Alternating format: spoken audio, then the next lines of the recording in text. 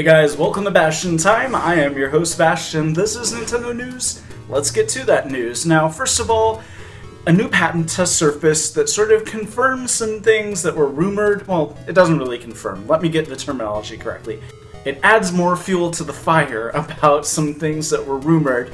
It's a patent that surfaced from Nintendo about something that can attach to a tablet wherein it has buttons on it.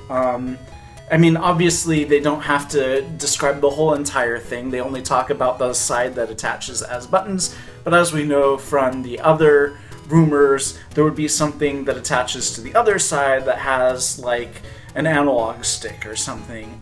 So that falls in line with what we're assuming is going to be going on with the NX, that it will be some kind of portable tablet that you take around with you, but that it also has stuff that attaches to it that lets you like play it with actual analog buttons and whatnot. What's weird about this though is that apparently the way it tells if the buttons have been pressed is not the usual kind of way, which is there's electric wiring from those buttons that connects to something that says, okay, button A has been pressed. No, instead it's infrared stuff that detects which of those buttons has been pressed.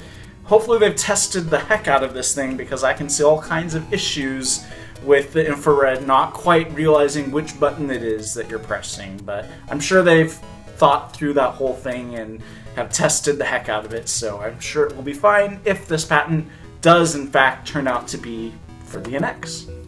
Our next story is very amusing. It's about Conan O'Brien on his late night show interviewing Miyamoto for just a brief moment, and in typical Conan O'Brien fashion, it doesn't go the usual way. Instead, he asks Mr. Miyamoto, "What is your obsession with mushrooms and mustaches?" It's very silly and amusing. You definitely want to watch this one. There's a link for you down there. 2 more lawsuits have been filed by people about Pokemon Go saying, we don't want these people coming near our house. It's not even people going onto their property, it's just that they're near their property, which you can't sue. First of all, you can't sue anyone for not trespassing on your property. Like, if they're trespassing, sure, sue them, but they're not. They're not even actually coming onto their property. Also, the other one is about, well, they're going into the park, and then they're hiding, and then after the park ranger or whatever clears out, then they resurface to play the game.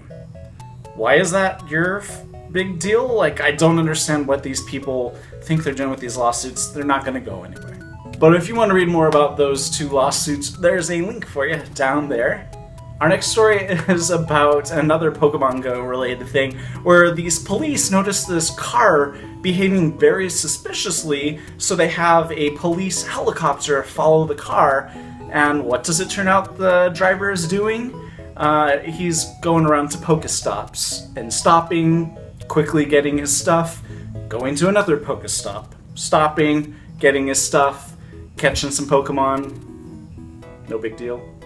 But on the bright side, our final story for the day is also about Pokemon Go, but about the benefit of Pokemon Go, which is there was a struggling ice cream shop that was basically about to go out of business because nobody was buying the ice cream, and then they happened to have a Pokestop, not just one Pokestop nearby them, but 3 Pokestops. You could basically stand at the ice cream shop and be near 3 Pokestops, and now they're getting tons of business, so much more business, in fact, that they've had to extend their hours and hire more workers, and it's completely done a 180 on their business, and that is awesome. And we've heard stories about this time and time again, about businesses who say, you know, actually having a Pokestop near my business is an awesome thing because it's bringing people to me, and yeah, they don't have to come in and buy stuff, but they figure, we're here, let's stop in and see what they have. And so yeah, business is booming for these places, and so that's great. Anyways, that's it for this episode of Nintendo News. See you guys in a couple days for more news. Bye, guys.